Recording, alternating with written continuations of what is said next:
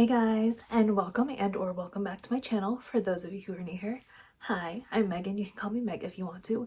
And today's video is all about my favorite standalone books. So this is going to be in no particular order except for maybe like the last two books because those are like my top two.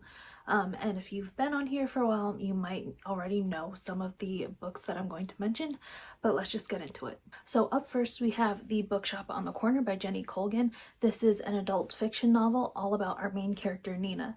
Now, Nina, when we meet her, is in the middle of two jobs. She is a librarian, but unfortunately her library is closing down. So she's been trying to save all of the books from her library from like being donated or being thrown away.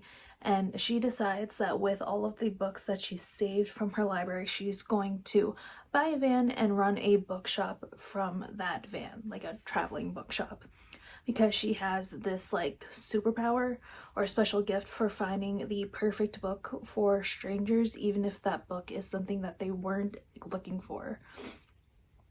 This was my first introduction to Jenny Colgan's writing, and I really love it.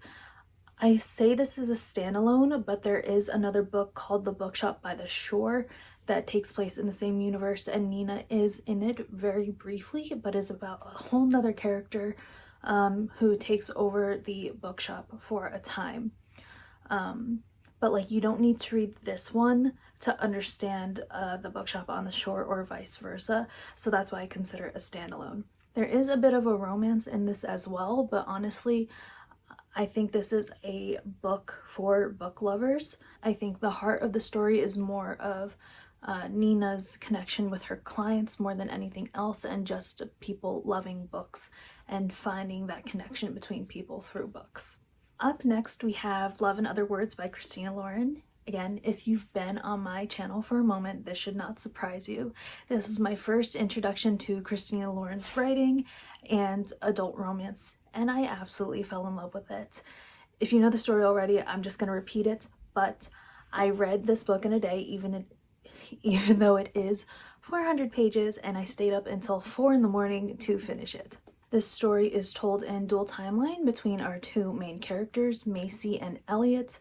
Macy met Elliot when her father bought a vacation house right next door to Elliot's, and they became fast friends, bonding over their shared love of books and words, and became best friends and even started dating when they were teenagers. But now when we meet them in the current timeline, they are no longer speaking and just so happen to run into each other at this coffee shop. So the question of why did they stop talking is really current throughout the book, and that's what kept me reading for so long. But also in the past timeline, like the question of when are they going to get together is also there, because for a long time they denied that they like had any feelings to each other whatsoever. So it's dual timeline, it's second chance romance, it is friends to lovers. I absolutely love all of those tropes, so if you are interested in those, really should pick up Love in Other Words. Up next we have The Inexplicable Logic of My Life by Benjamin Alire Sanez. This is a YA contemporary novel about a boy named Sal, and he is just trying to get through his senior year with his best friend Sam. Now, I love this story so much because I really related to the themes of adoption and found family, and like defining what family means for you in this book, because Sal is adopted by a gay Mexican man and he's trying to figure out what his own personal identity is, because one of Sal's other best friends, whose name I forget right now, is also gay. And again, he's just trying to get through senior year with his best friend Sam, although they're best friends, they're more like family. I loved this book so much I made my mom read it.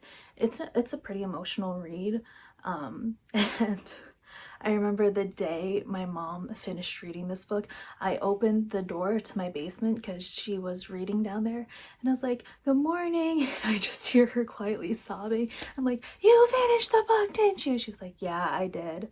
So it's an emotional read, but I really love it. There's some really nice lyrical writing in this, and this was the second book of Benjamin Alire Sanez's that I read. I read Aristotle and Dante first, but I love this one more. it impacted me so much more than that one did, and it speaks to my soul. Next we have another YA contemporary novel, which is Turtles All the Way Down by John Green. Now this I picked up because Hannah from A Clockwork Reads went on and on and on about this, how this is one of her favorite novels, and I will read basically anything that Hannah recommends because I feel like we have a lot of similar reading taste. She was also one of the first booktubers that I ever watched, so I really trust her recommendations, and she definitely did not let me down with this.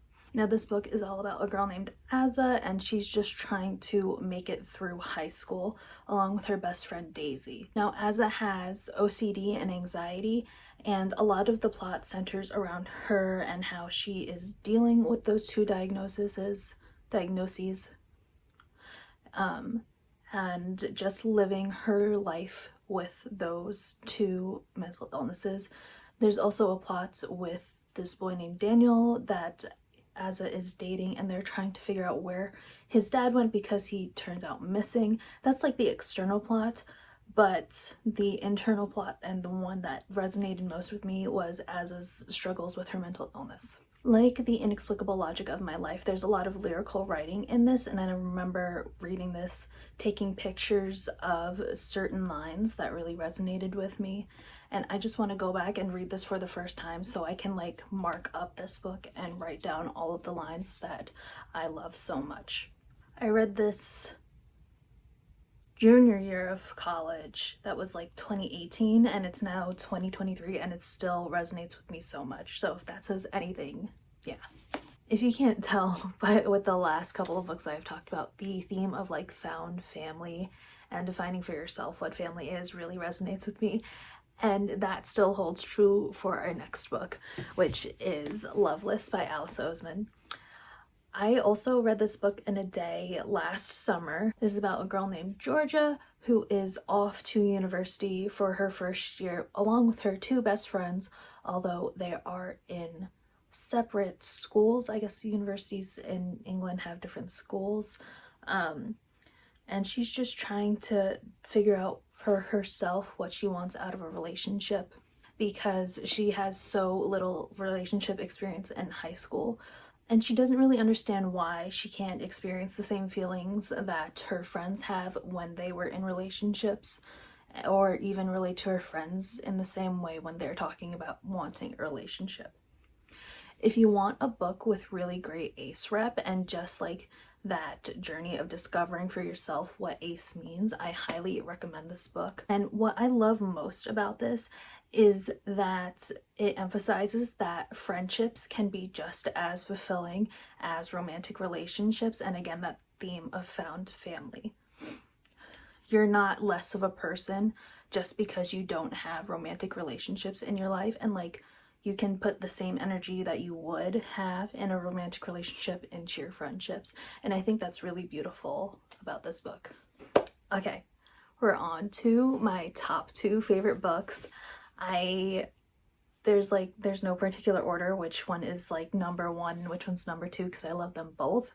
So first up we have Ship It by Britta Lundin. This is a YA contemporary novel, and this is all about a girl named Claire who is obsessed with this one show called Demon Heart. She is a fangirl by definition. She's active on Tumblr and all those aspects of fandom, and when she goes to a convention to meet the cast of Demon Heart, she actually wins the opportunity to go on tour with them for their rest of their convention visits.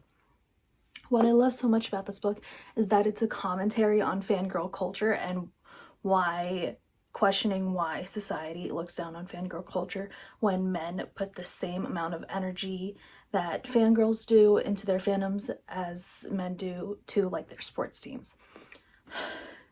The amount of quotes in this book that I have saved on my phone, as well as a bullet journal spread that I made in my book journal that I have written down because it just spoke to me so much. Like Britta Lundin, she just understands the fangirl experience. It touches more on the Tumblr aspect of fan culture and not so much like Twitter fan culture or like the cosplay element of fan culture. But if you were a Tumblr girly or someone who was on Tumblr for a time, or even still, you will really resonate with this book. The main ship in the made-up TV show Demon Heart that Claire is very obsessed with reminds me a lot of Stucky from the MCU. If you're not aware of what Stucky is, that is the ship between Steve Rogers and Bucky Barnes. So many of like what was touched on with the ship from Demon Heart really paralleled a lot of the discourse that I've seen with Stucky, and just like LGBTQ shipping and fan culture in general. So if any of that interests you, which if you're on my channel, I feel like it will, because it resonated with me so much, you should definitely read Ship It. I like recommend this to everyone who who's ever asked me for a book recommendation, because I love this so much. And last but not least, we have Red, White, and Royal Blue by Casey McQuiston. I have this book in 3 different copies and I want more. So I have the US paperback copy, I have the blue hardback special edition copy that just came out, which has the bonus chapter that takes place 6 years after the story originally ends, and I also have it in Swedish. I have it in Swedish because Red, White, and Royal Blue is what introduced me to Young Royals, because the comparisons between the two. And maybe that's why I think so highly of this book. Maybe not, but I love it so much. Now, Red, White, and Royal Blue is a new adult romance between Alex Claremont Diaz, who is the first son of the United States, and Prince Henry of England, and it's all about their romance. They originally started off as enemies, and then because of an incident they have to act like friends for the media, but then eventually they realize their feelings for each other, so it's enemies to friends to lovers. Casey McQuiston's writing makes me laugh out loud so much.